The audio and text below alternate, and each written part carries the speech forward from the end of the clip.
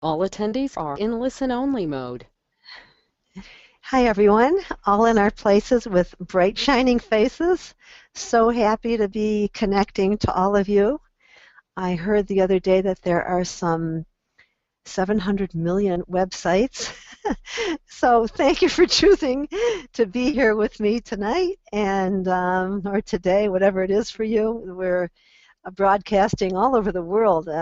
I get calls from Australia and New Zealand and Europe, so I'm so happy that you chose to be here and to learn and grow. And it's beautiful to hear from you. Thank you for writing to me. I love getting your emails and just hearing about growth. So let me start with some victories because this is the path to becoming more of what we want to be in this world, which is the rock, the dependable, reliable, responsible, trustworthy person radiating love and however much joy and faith we can do at any given moment. So here's a few nice ones. Dear Miriam, I'm taking Vitabends and the other 4 essentials that you recommend, and I finally feel like I am coming out of a 30-year fog. Good for you, honey. Okay, here's another one. At her school carnival, my 9-year-old was waiting in the cotton candy line along with almost everyone else from her school. And then she decided to leave the line and not get the cotton candy. This is so hard for a little kid to do. I was so happy for her. And of course, I told her I would tell you. So hooray, hooray to you. Yita, I'm so proud of you. Good for you. And we all have that little kid in us that needs to get out of the cotton candy line at times. Okay. Um, uh, Here's one from Tzipora. She said, first, I would like to tell you I was headed into a big panic attack, but I grabbed my new set of victory cards and I found 3 cards to use right away. Now I can breathe. I am never alone. Hashem shares my pain. Anything not life-changing is a triviality. It's all a discomfort, but not a danger. Thanks, Miriam. Second, in the last class, you gave a personal example of walking up a steep hill and talking to your inner child about her fears. It seems that you are advocating soothing the inner child rather than battling the Yetzer Hara. Yetzer Hara is the Hebrew for the evil urge. This is fascinating. In my mind, I thought it was my Yetzer Hara, my evil urge, that was always telling me I'm too old, too lazy, out of shape, etc. But your approach is to just soothe the inner child's fears. This is totally revolutionary. Especially for me, a highly sensitive and needy person, I do need to be soothed and comforted a lot, as I've had a very difficult life. If instead of being hard on myself, I will soothe myself, this would be wonderful. Oh, thank you so much for writing. Yes, I would much rather think that if I am in a bad mood or have some kind of urge, negative urge, that it's just my child who needs to be comforted rather than thinking that I have a monster inside of me. It's much, much more positive. So I'll leave the Yetzer Hara idea to other people. Sometimes it works for somebody. I don't know anybody that really works for. I'd much rather think that if I'm having a negative urge, I'm in pain or in fear, let me figure out what I need. It's just much more positive. Okay, here's another one from Catherine. Your cards are amazing. They are the best do-it-yourself psychoanalysis kit with solutions. Frankly, everyone needs a set. I suffer from a type of ALS in which my body is destroying its own neurons. This disability will progress relentlessly until there are no muscles left for breathing. Your personal story of the challenges you have endured has provided the tools to help many of us with Torah-inspired wisdom, kindness, understanding, and humility. We have been blessed through your suffering. At times, my emotions are challenging and frightening. But each evening I dutifully record my victories and gratitudes. This little exercise has made me appreciate what I can still do and has helped me to start loving myself. Now I am better able to extend my gratitude to those around me, which brings us great joy. Admittedly, it took me a couple of months to actually put this regime into practice. So my advice to everyone is just do it. No excuses. It doesn't matter how bad things get, and at times even reading the cards can be difficult. But within a couple of hours, the power of the cards brings us back on track again. Each step is a learning opportunity, especially on those dark days when my body and soul are in pain. I love hearing the victories and the experiences of our extended international family. In this way, we help to heal each other. Your cards are an inspiration and keep me connected to Hashem, who understands my plight, so He is my constant companion. Each morning I greet the day with gratitude, even though I may not always feel it, and I ask Hashem to show me my mission for that day. This challenging journey has brought so many deeper truths, which I would not have had if not for the suffering, disability, and vulnerability I experience. Having a debilitating disease has also placed me in a unique position where other people look to my reactions. So I need to be a source of inspiration to help others cope with their burdens. And that makes mine so much lighter. I'm just going to say that again. I need to be a source of inspiration to help others cope with their burdens. And that makes mine so much lighter. Even though my body is weak, I still have the ability to reach out to others. So I am in a privileged position where people take my comments to heart, and I can encourage others to start their daily diet of veggies. This is transforming lives. In helping others, I help myself. You are my very personal, serene guide and partner in my journey. Love and hugs. Whoa! I mamish cried when I read this. I can't say, it's just pretty much sums up everything I would like to do with my lifetime.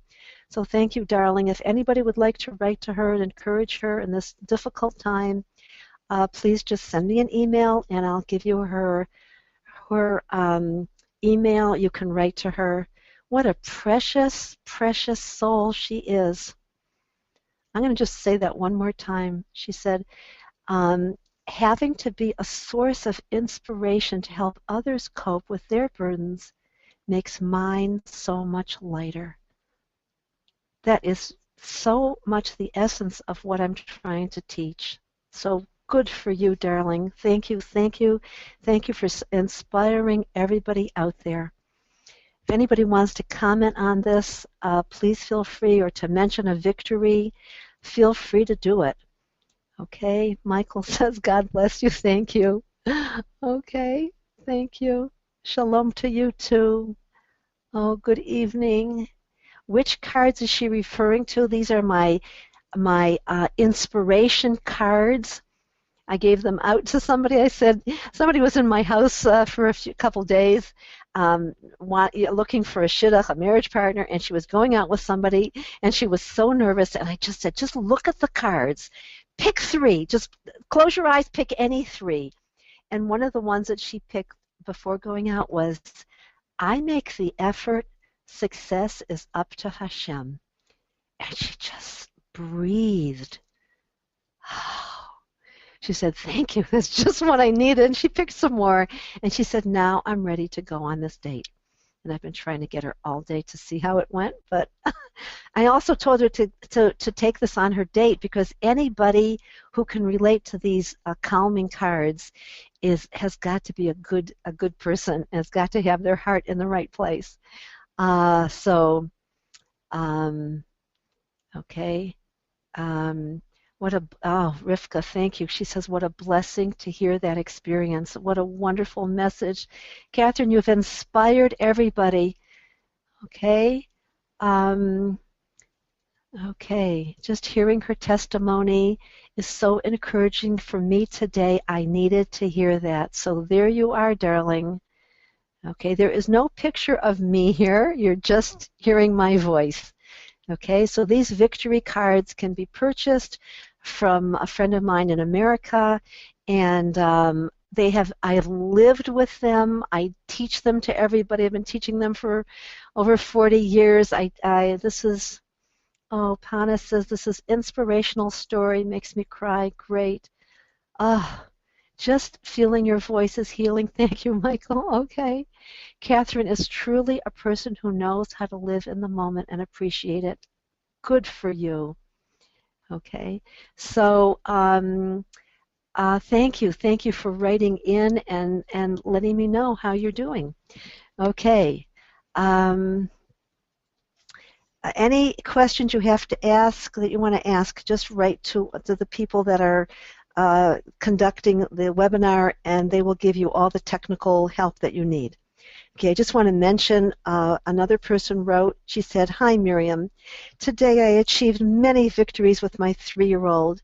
Although she challenged every single thing I asked her to do, I was able to keep my composure every time. Until by evening, I was so strung out and drained. When my husband got home, he got busy doing other things, and I felt angry at him for not helping me and leaving me to battle with her on my own. I tried to tell him what my needs were, that I was worn out and needed his help, but he got very defensive. So I had to explain myself more and more, and only got all wound up as I felt he didn't understand me, and then all the blame came back on me. We don't seem to be able to communicate effectively. I try and tell him my needs, and he sees it as an attack on him.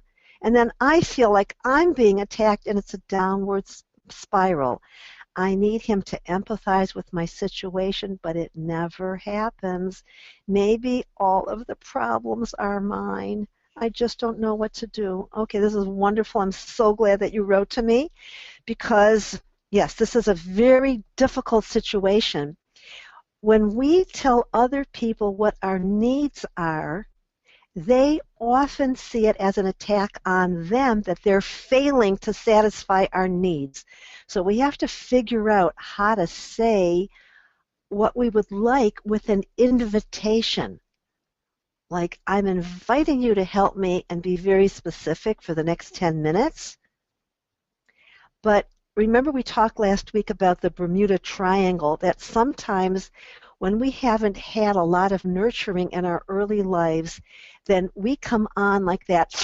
We're going to get, we want to suck people into that's how they feel. Like they're losing themselves whenever we make even the simplest request. They're scared that they're going to be lost in that Bermuda Triangle, and they can experience us as too needy and clingy. So, yes, darling, we're going to work on this tonight. You can't always say your needs to anybody. That is the truth. But we'll see how we can maybe make it a little better and how we can get our own needs satisfied.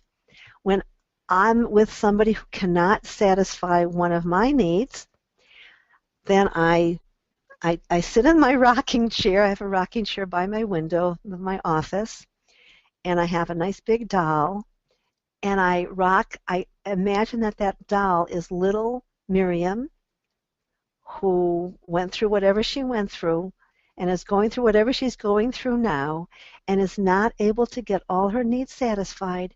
And I just hold her and rock her and say, if nothing else, I'm going to listen to you. This is the soothing that Sephora asked me about. Yes, I can soothe my own inner child. David HaMelech said, nobody dies with even half their heart's desires fulfilled. And that's Shlomo HaMelech. I'm sorry. Shlomo HaMelech had 20,000 horses, 1,000 wives. He was the richest and the wisest man in the entire world. and even he said he wasn't getting everything he wanted. So hold a pillow or hold a doll and imagine that that's your inner child and soothe that child and say, I'll do my best to keep you happy. But not everybody can hear you. Not everybody can empathize. It's very rare. Love is very, very rare. My job is to love you and to take care of you and to keep you safe. And I'll do my best to do that. So sometimes that's what we have to resort to. It might sound weird, but that's sometimes all we have. Okay, now, here's a cute veggie story. I just want you to see that these veggies, which are victories and gratitudes, do not have to be huge. Okay, I went back on my diet after Purim and didn't eat all the junk food. I took a 3-mile walk in the park. I didn't look at things I shouldn't be looking at. I listened to the whole webinar. Okay, I got a letter again that my child care will be discontinued, and I didn't procrastinate and took care of it. It took a long time to find a parking space, and although I was tense, I accepted Hashem's will and even thanked him for not finding me a parking space, because whatever he does is for the best, and at least I got some exercise. Okay, that's all it is, all day long. When you do these veggies, what happens is you begin to celebrate. Life becomes a celebration. It's an amazing thing that happens. It's just a celebration. And then you're having these gratitudes. I got Purim money and appreciation letters from parents of my students. And this is just a teacher. The weather was so delicious, and I really enjoyed the walk. Now notice, those of you who live in the New York area, that after this horrendous winter, how delicious the spring is. So you do have to go through these dark moments to really appreciate the light and the goodness. My 2-year-old woke up coughing, and my wife got a homeopathic medicine, and then the child was fine. What a wonderful thing. My 11 and 9-year-olds gave all their Mishloach Manot junk to my wife, all that candy, and I live near a park.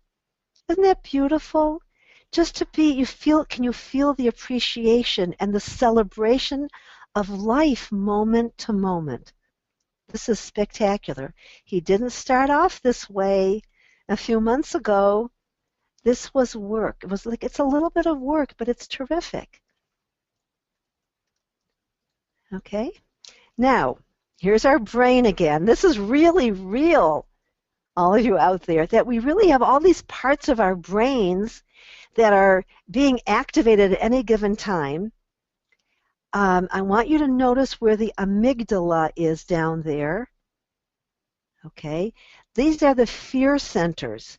The amygdala, the hippocampus, keeping us in a kind of a constant state of fear. Okay, that's what it's about, keeping us tense. And over here we have the mammillary body. That's our lower brain. That's where the addiction centers are located, where we try to soothe ourselves with junk food, candy, cake, cookies, drugs, internet, porno, whatever it is. Okay, gambling. Okay, that's the primitive brain down there at the nape of the neck. Now, up there is next to your forehead. Just tap on your forehead. That's where your prefrontal cortex is. That's the only place where you have free choice, where you can choose whether to activate, listen to the fear center, saying, danger, danger, or soothe it, or listen to the primitive brain that's saying, just eat all those goodies to calm yourself down.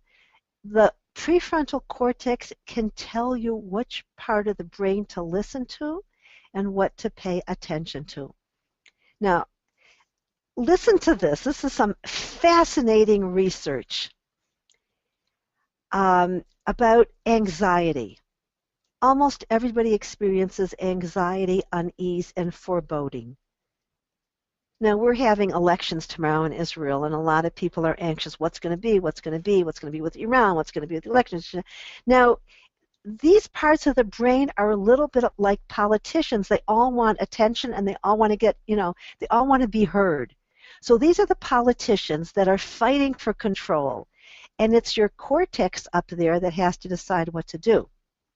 Now, many people experience anxiety in the absence of imminent danger or overwhelming stress. Their brains just produce anxiety. That's because of these areas down below here, where we learn to get addicted to stress because there were beatings or abandonments or ridicule or mean teachers or criticism, whatever. We got addicted to stress. But recent research, and this is fascinating, Dr. Michael Nader at the Wake Forest University and Dr. Francis Lee at the Weill Cornell Medical College have discovered that there is a genetic variation called the FAAH molecule that makes people inherently less anxious.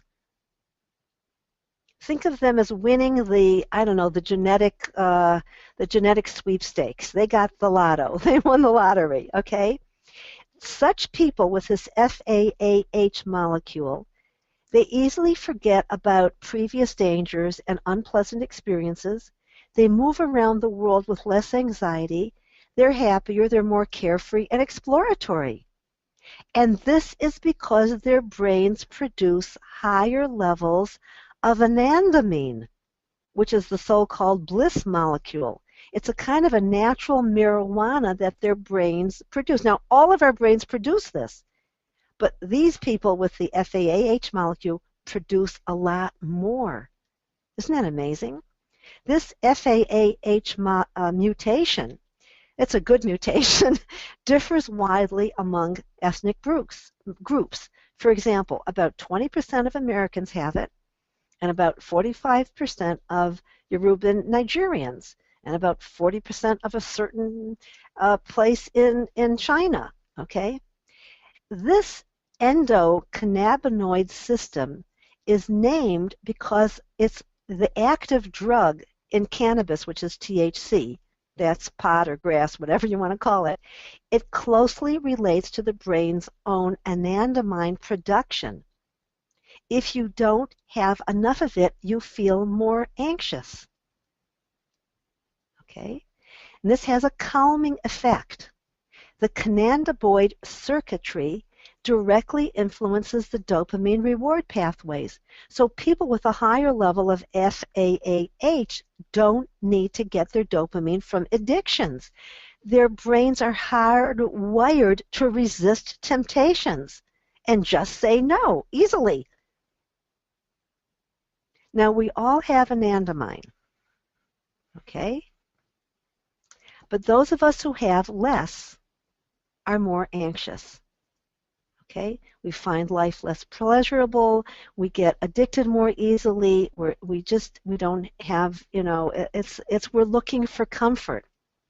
Now, the wonderful thing here is that you can realize that if you have a lot of anxiety, you're not weak. You're not bad because you're not happy and smiling all the time. Maybe those people that are always smiling and they just bounce back so easily, maybe they have the FAAH molecule. We don't have to feel inferior. Like those of us who have more anxiety, maybe we're more responsible. Maybe we take more responsibility for our health. Maybe we worry more about what we eat. Okay, maybe we're more attentive to signs in the body that maybe we have illness. Okay, so the people that don't have it, they might run to the doctor more easily or quickly, whatever, and find something before it, something serious before it happens. But so we're not weak. Our brains are all different. The wonderful thing is that my cards, my healing cards, my chizuk cards, inspiration cards, which you can you can order them. Just write in, and I'll tell you where to order them. They help get the pathway from up here and your forehead. you're creating a pathway when you use the cards between your cortex and the fear center. And that in time will produce more of that natural cannabis. Don't take cannabis. Please don't think that I am suggesting that anybody should smoke pot, because that really overwhelms the natural cannabis producing receptors in your brain. But if you do it enough and you get that pathway going, okay, just get the pathway going by looking at the cards and telling yourself these calming, soothing words whenever you're anxious, okay, that we're going to manage, we're going to get through it. It's discomfort, not danger. All these lovely, soothing words, which we're going to do more of tonight, okay, that you will build this super highway between your cortex in your prefrontal cortex in your forehead and that fear-producing center in the back of your brain. That's the good news. Okay, I hope this gives you all hope. If you want this article, I'll be happy to send it to you. Now, many of us were brought up hearing this noise, these messages in our head that keep producing fear, anxiety, despair. Like, I cannot trust myself to be, think of what you say. I can't trust people to be. I can't trust people to be there for me, to love me, to whatever. I can't trust myself to be reliable, responsible, or disciplined. I'm just too and not enough. No one will ever love me or love me enough. I can only be considered a success if I'm thin and brilliant and beautiful and exciting and blah, blah, blah, blah, blah. I want more than anything to have, and I can't have it. I want to be, I can, this should be, I cannot love, accept, or support, or cherish, or respect myself unless I have. Now, these messages are heard like a drill in our brains. Okay? It's like Pravda. That's the name of the Russian newspaper. Pravda means truth, but it's full of lies. Our lower brain is full of lies, and we have to recognize them. It's very similar. You probably all know about the elephant story, where when a baby elephant is born in certain places in Africa, they tie a metal chain, okay, around the elephant's leg, okay, and the elephant can't move. He tries to move, that chain cuts into his leg, and then it causes more pain when he tries to move. So he doesn't. After a while, he doesn't even try to move away. Okay, and later on, okay, this baby elephant, it doesn't matter if they put a wooden peg there, if there's no peg there. The elephant doesn't move. That's our lower brain. Some of us, it's just so difficult to move away from those thoughts in our brains of what we can't do and how we have to be, and we're not. And those not good enough messages, the lower brain is just like this poor elephant who doesn't move away. Now, it's time to break free. Smash that peg and toss out those limiting beliefs. And that's what we've been doing on these webinars. We're breaking free. Now, one way to break free from these limiting beliefs is to build a bridge of empathy with ourselves and with the people around us. Now, don't expect other people to give it to you. You might be able to give it, but not everybody else can do it for you. Okay, so we're going to learn what empathy is and how to give it to ourselves. When I sit with my little doll in my rocking chair and I let her know that we're going to handle the situation, I'm soothing her with music and with positive messages with my cards. I am soothing her. Okay, now, Talia, I've lost my screen. I've clicked screen. I may have lost my chat box. Yes, so if you'll just go to switch programs. Oh, that's what I forgot. That's the one I forgot, but it didn't come back. And then choose the blue flower. Okay, the Great. blue flower. There we go. Okay, I'm sorry. Okay, so are there any messages that you need to move away from? Okay, let me hear. Okay, anybody who wants that about that FAAH molecule, let me know. Okay, I'm happy to share and to send this with you. I'll send it to all of you. Okay. Okay, Malka says she loved the cards in the sturdy box. Great. It's like it's wonderful. Okay. Okay. Hannah says, without your love and counsel and weekly support and love, I'd be messed up. Thank you, Dan. Love heals like nothing else. It's the only thing that heals. Good. Okay. Anybody can look this up. The research is the FAAH molecule. Okay, so look it up. If you don't find it, I'll be happy to send it to you. Okay. And I'll send you all the information about how to use the cards. And you'll get that highway going from your forehead to the back of your head, and you'll start producing your own cannabis. Okay. Oh, somebody says, Michael, I can't empathize. Well, we're going to learn how to do that. I'll get a doll, get a pillow. Oh, here she says, I have no right to exist because so many millions were murdered and not me. Oh, that's a lie. And now you have to work at replacing those lies that we're going to start right now, okay? I can't, I'm too old, it's too late. Oh, I'm in my 70s and I'm still doing this, okay? Okay, anybody who wants the article, I can't write your name down right now, but you'll send me an email and I will be happy to send it to you.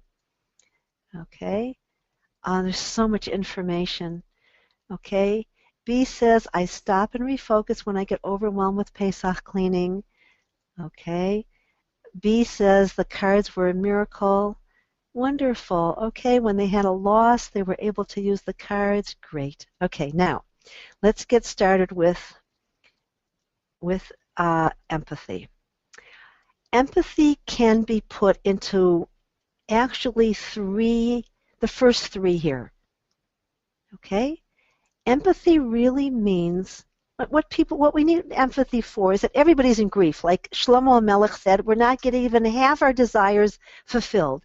So what a lot of people want to do, they just want to share their grief. And when they do that, to empathize means that you are totally there for the other person. You're feeling in your heart what is most real and true for them at this moment. It's what saddens, frightens, or hurts another person. Those of you who are into Hasidus, you'll recognize this as bitul atzmi. It's self-nullification. You, at this moment, somebody compared empathy to surfing a wave. You're going up and down with the other person's grief. Okay? And you're not involved in your personal feelings or opinions. You're not expressing advice, judgments, arguments, diagnoses. You're not even trying to fix. You're not trying to give them inspiration or soothing. You're just there reflecting what is true for them at this moment. And if it's your own inner self in a doll or a pillow, you're just reflecting that child's grief. I didn't get a mother, or I didn't get a loving mother, or I didn't get a father, or a loving father, and people didn't like me, and I had, they were critical, whatever. You're just tuning into your own grief. And the more you tune into your own and accept it and reflect it without any judgment, the more you will be able to do this for others. The next thing is you empathize. Show that you're connecting by nodding, verifying if you have heard accurately, or appreciating with words and gestures. Mainly that's the nodding in your eyes, okay? They're sharing their vulnerability.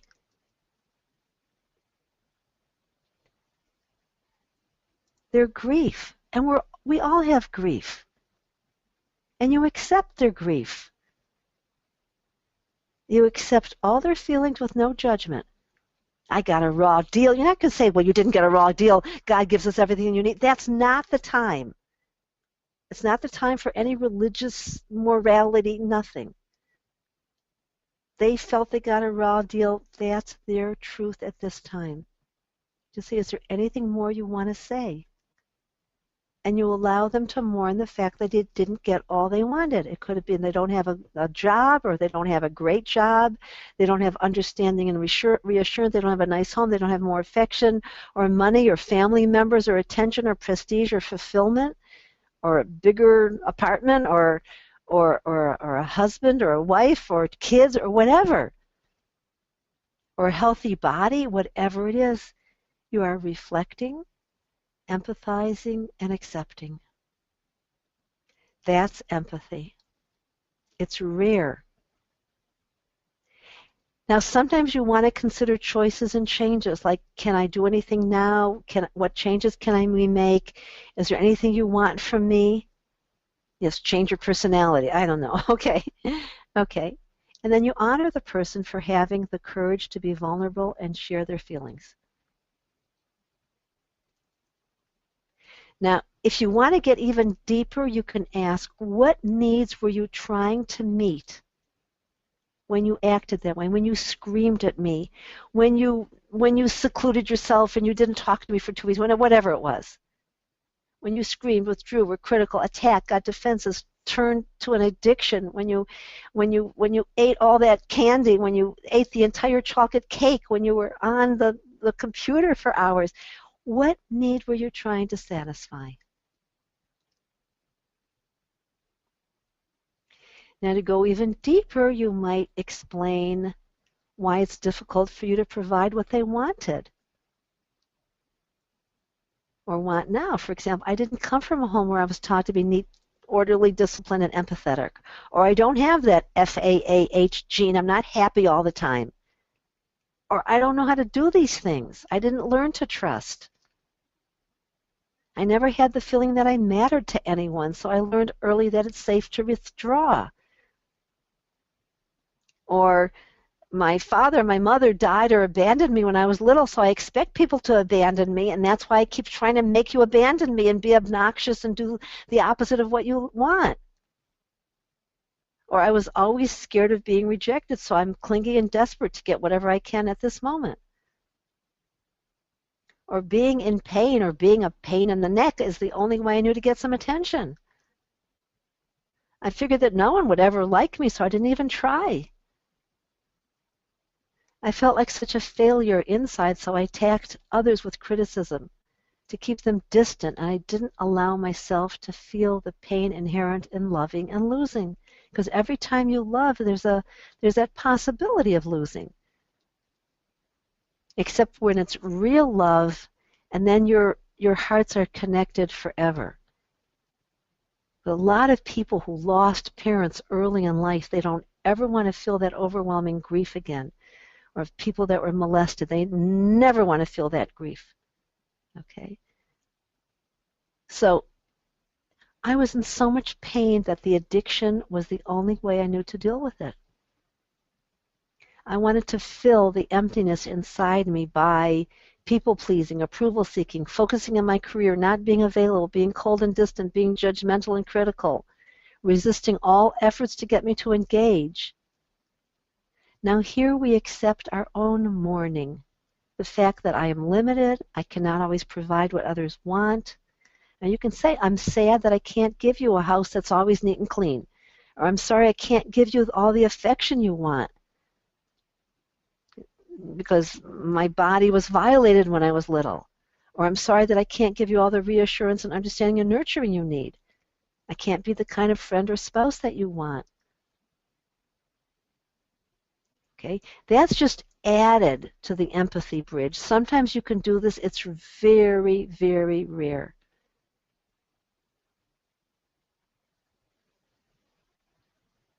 It's great with little kids because when they come and say, so-and-so doesn't like me, you just said, oh, so-and-so doesn't like you. Oh, I know how painful that is. Oh, I understand that pain of not being liked and being ostracized or having a mean teacher. Oh, so much grief. And then if necessary, what can we do, okay, to change? And thank you for sharing. Okay, we're going to come back to this, okay, in a minute. But just remember that people have needs.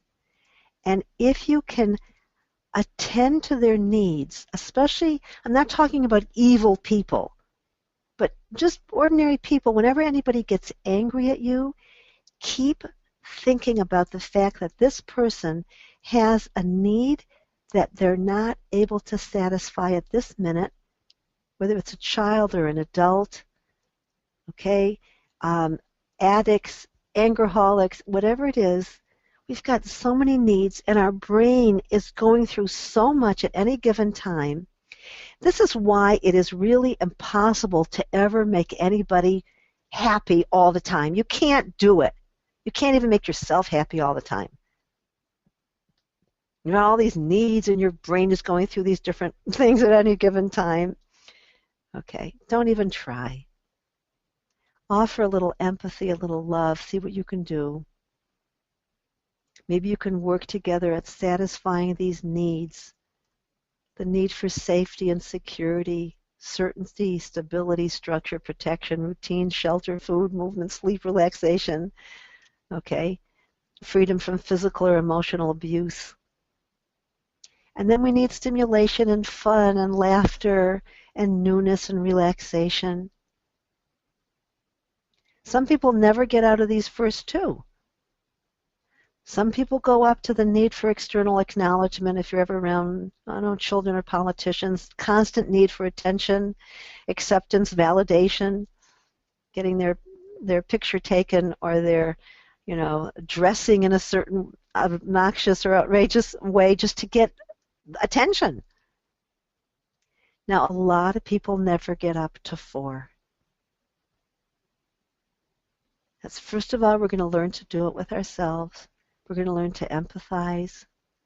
With each of our classes, we're going to learn more and more how to empathize, how to be trustworthy and accepting and connected. And that doesn't mean that we give up our personal autonomy.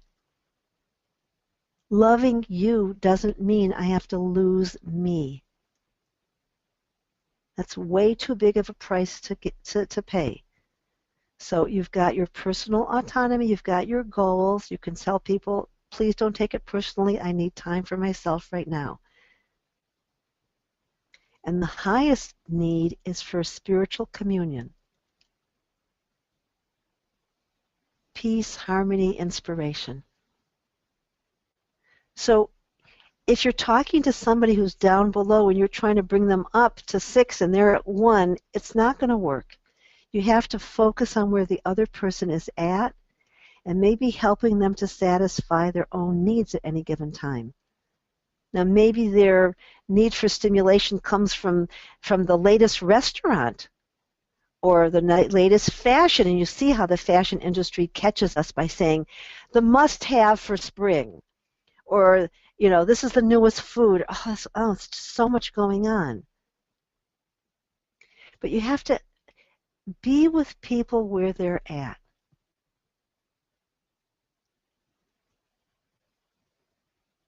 And we're going to work on this and figure out how to do it. Now, I promised you all to teach you a little bit about EFT. EFT is one of the fastest ways to build that superhighway and release the anandamide in your brain.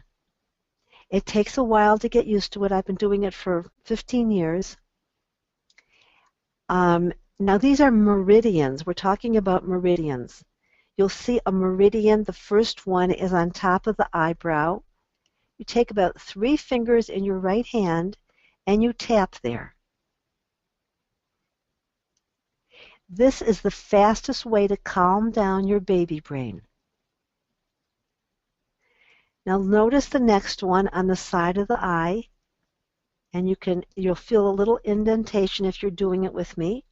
Feel that little indentation. Okay. The next tapping point is on the bone right under the eye. Feel the bone. It's not too close to the under eye. They made it too close there in the picture, but just feel there's a bone there under your eye. These are all the tapping points for fear, anxiety, distress, shame, guilt. Okay, you're tapping on these meridians, and you will eventually learn to calm yourself down. The next one is under the nose, where that spot is that you are. There's a little indentation there. Under the chin, there's an indentation. Okay. On the collarbone, right on that bone. Under the arm, about 4 inches under the armpit. These are strange, but you see people touching these points whenever they're distressed. We almost do it automatically. And the last one is if you hold your left hand up with showing your palm, across from your thumb is this point. They call it the karate chop. And we're going to be, in the next few weeks, learning to touch these points and calm down the anxious child so that we get that movement going from the cortex down to the anxiety centers. Okay, we're going to be doing, this is EFT, Emotional Freedom Technique. The last spot is where a man puts on tefillin. And you're taking 3 fingers in your right hand and you're tapping like gentle, gentle tapping. So I want you to all get used to this route from your top of the eyebrow. Okay, I'm doing it with my right hand on top of my eyebrow. 1, 2, 3. On the side of the eye, 1, 2, 3. And a little indentation. I hope you all found that on the under eye, under the nose, under the chin, on the collarbone, under the arm, and at that karate chop point. My right hand is just gently tapping, like the handshake. If you were going to shake, take your right hand and shake your left hand, where your hand would be gripping it is that karate point, and at the top of the head. Now, Pesach is coming, and a lot of people are very anxious. How am I going to get through it? It's just overwhelming. What am I going to do? Now you want to empathize with yourself right now. Okay? What we want to do is see if you can get these tapping points. Let's do it one more time. Okay?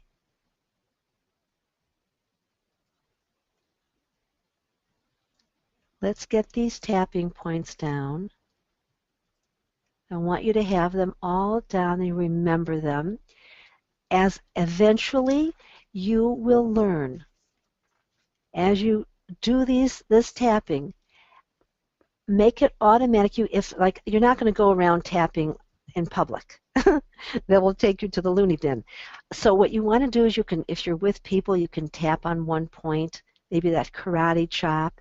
You can tap on your collarbone. Okay? You will notice, by the way, when people are in distress, they're usually pressing these points. A lot of people will press these points automatically because there's healing energy in our hands. We're all healers. Now imagine your nervous system with all its branches, billions and billions of nerve cells and branches going out. Billions of them. Something like 30 billion to the 10th exponential quality just in the brain alone. Every one of these nerve cells is surrounded with a myelin sheath, which is mainly made out of vitamin B. That's why I tell everybody to take your vitamin B and your vitamins, okay? But these are also like electrical. We have electrical impulses in our bodies. Now, I love EFT. I just want to make one disclaimer here. EFT is not magical. It doesn't happen in a second. And forget about the money part, that if you do EFT, you'll get all the money in the world, whatever. Okay, no magical claims.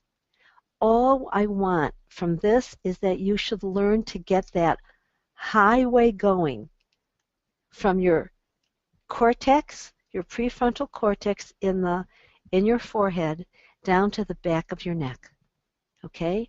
Actually, the two spots where they put on tefillin. So this is based on Chinese medicine, but it's also going back even to the spots where the tefillin are put on. This has great meaning in terms of connecting to Hashem and calming ourselves down. Okay, are there any questions about this? If you have, put that in your question box. Okay.